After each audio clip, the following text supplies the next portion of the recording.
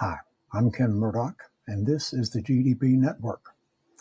If you're ever writing something and you want to make a point in a very memorable way, it's almost always helpful to look at quotes from two almost polar opposite sources, Winston Churchill and Yogi Berra. Both these men are very well known because they had a way of getting to the heart of the matter very succinctly and very clearly. Today, our discussion references a quote generally attributed to Winston Churchill when he said, "Americans can almost always be counted on to make the right choice once all other alternatives have been exhausted." That may be the best and only bright spot in dealing with the chaos coming from the Donald Trump regime today. Barring any unforeseen issues that could affect the continuity of Trump's term, such as health problems or impeachment and conviction by the Senate, which is very unlikely, we have about 3.5 years of more broken promises to endure before we can make any substantial changes. I want to share with you two very different lists of campaign objectives, those that he spoke of publicly in his campaign, but has not fulfilled, and those that he did not speak of in the campaign, but have taken up just about all of his time and energy since he took the oath of office in January. First, his announced objectives and promises.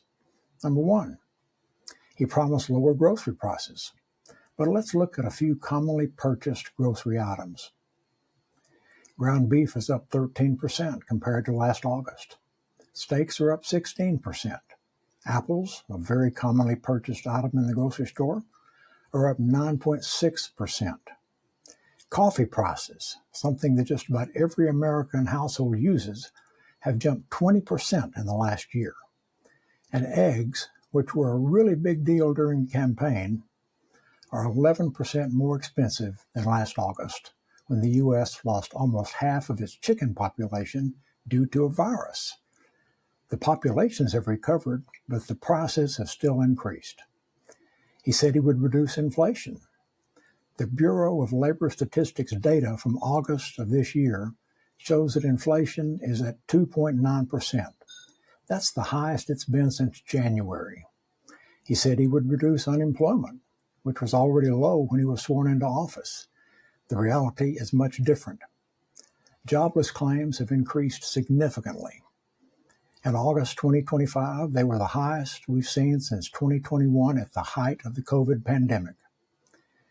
The U.S. agricultural workforce, the people who harvest the crops, has fallen by 155,000, about 7% of the nearly 2.3 million agricultural workers that until recently were here and working on farms. The total immigrant workforce has fallen by 750,000 people from January through July this year. Those numbers affect primarily the agricultural, manufacturing, construction, and hospitality industries. Those industries can't find enough workers, and thanks to Trump's tariffs, there is a falling export market for farmers that will likely leave them with crop surpluses if they can find the workers to harvest the crops. Today, it's taking about 6 months for unemployed workers to find new jobs. That's about a month longer than before the COVID pandemic.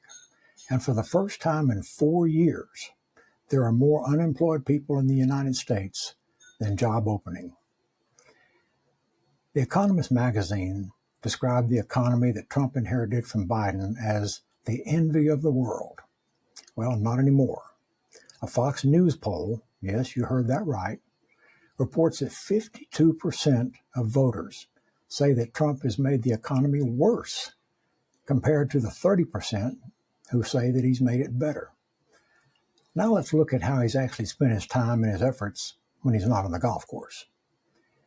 He has made retribution and vengeance a priority by targeting those involved in investigating or prosecuting him for criminal or civil offenses. The second thing he's done is attack DEI initiatives.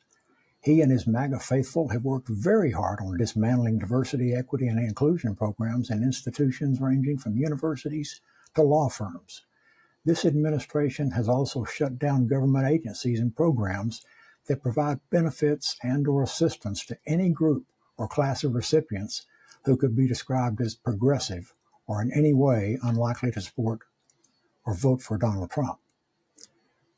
Thirdly, he has implemented radical policy shifts, changing departments that previously advocated for public health, such as seen in the vaccine policy changes at the Department of Health and Human Services. Fourth, he's weakened alliances. He's reduced support for global financial and military partnerships, including trade agreements, NATO, and aid to Ukraine, while showing deference, you might even say subservience, to Vladimir Putin. And fifth, he's tried to expand presidential control over areas that presidents in the past have limited or no participation. Examples include the Kennedy Center for the Performing Arts and sending National Guard troops to major cities that did not want or ask for those troops. And sixth, he's tried to micromanage independent agencies, such as intervening in the Federal Reserve, which has traditionally operated independently. Here's what you need to understand. While Donald Trump is the public face of these actions, Stephen Miller, his deputy chief of staff, is widely regarded as the architect behind many of these changes. Miller's focus is on neutralizing any organization or movement that is outside of the MAGA ideology, and he is determined to use the power of the state to achieve this. Last week, following the tragic murder of Charlie Kirk, Mr. Miller appeared on Fox News with Sean Hannity. He stated, "The last message that Charlie Kirk gave me before he joined his Creator in heaven was that we have to dismantle and take on the radical left organizations in this country that are fomenting violence." He further said, "And we're going to do that under President Trump's leadership. I don't care how. It could be a RICO charge, a conspiracy charge, conspiracy against the United States, insurrection. But we're going to do what it takes to dismantle the organizations and the entities that are fomenting violence, that are doxing, and that are trying to inspire terrorism, and that are committing acts of wanton violence." He further added, "The power of law enforcement under President Trump's leadership will be used to find you, will be used to take away your money, take away your power, and if you've broken the law, to take away your freedom." This rhetoric suggests that even those who have not broken the law could be targeted simply for their beliefs or affiliations. That's a very troubling expansion of government authority. Why should there be any consequences for anyone who has not broken the law? For lawbreakers, they will take away your freedom as well.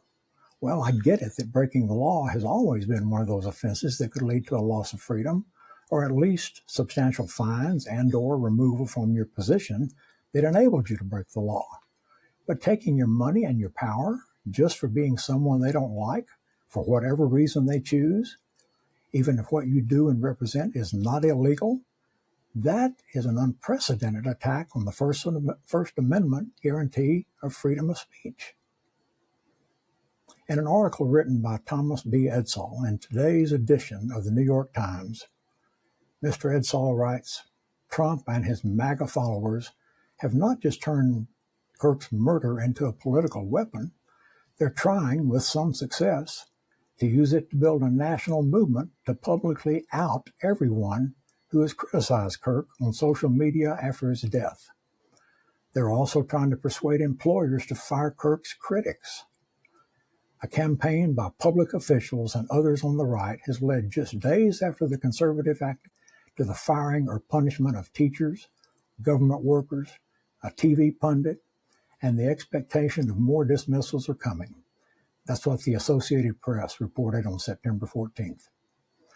Mr. Kirk's murder was tragic and appears to have been committed by a young man who grew up in a Republican MAGA family. That he literally ended Mr. Kirk's life and has irreversibly and horribly altered the course of his own remaining time on this earth is the tragedy. By doing what he did, he very likely has energized the radicals on the right to go even further than they've already gone to dismantle the freedom of speech granted to us by the First Amendment of the Constitution. After a major event, whether it's a disaster or a tragedy, there are usually fringe voices claiming some kind of conspiracy. While these postings are an insult to decency and decorum, The Supreme Court has emphatically stated that free speech protection extends even to those whose statements go beyond those boundaries. Yet Mr. Miller's willingness to suppress legal dissent signals a chilling new reality. Let's hope that, as Churchill believed, Americans will get to make the right choice. If that opportunity comes, it is crucial that we act before it's too late. Thank you for tuning in, and God bless America.